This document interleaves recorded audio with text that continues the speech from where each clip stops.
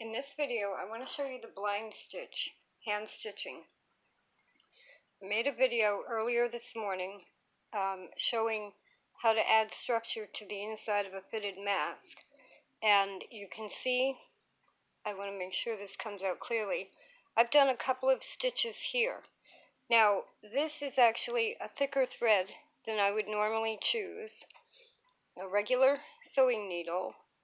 And the blind stitch is very easy. What I need to do is pick up like 2 threads from the muslin and 2 threads from the inside of the red fabric. And once you get doing this, it goes very quickly, so that you don't come through to the front of the red fabric. So I've picked up the muslin, I've picked up the very top edge of the red, and I pull it through. And what that gives you, especially after you press it, is almost an invisible stitch. Now this is also how you would hand attach a quilt binding. And the mask itself is a little bit bigger than the red fabric that I'm putting on there.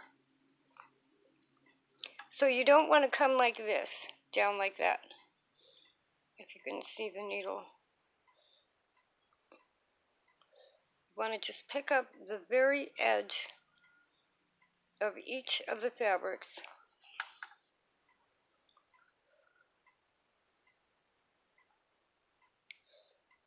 So right here is stitched and you can barely see it. Now, I still have to look at the Dexter, because the Dexter handheld stitcher says it does blind stitching. Now, I know how it does zigzagging. I can't figure out how it would do blind stitching of a hem without the chain stitch showing up. Most machines have a blind stitch, but what they do is by machine, it's a stitch here, and a stitch there, or a combination of that. And a real blind stitch is just barely picking up each side of the fabric, of the 2 fabrics. Now this is kind of like a buttonhole thread. And that's another thing I want to mention. My own sewing kit here comes with 3 bobbins and 3 colors of thread. I should be able to use any of the 3 colors. It's black, khaki, and white, because doing a blind stitch correctly means it's not going to show. So if I had used, and you can see I've come too far with that one. That's what you don't want to do. And I can back it right out.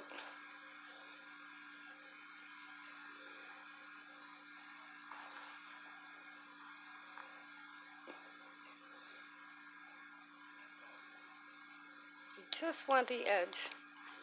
And you really only need a couple of threads. And so now when I go into the muslin, it's going to push the red edge under just a bit. And that will become more invisible as I work it along. But that one is really too large and in the wrong place. The others are closer to what you want to be doing. You're really sewing in between the 2 layers.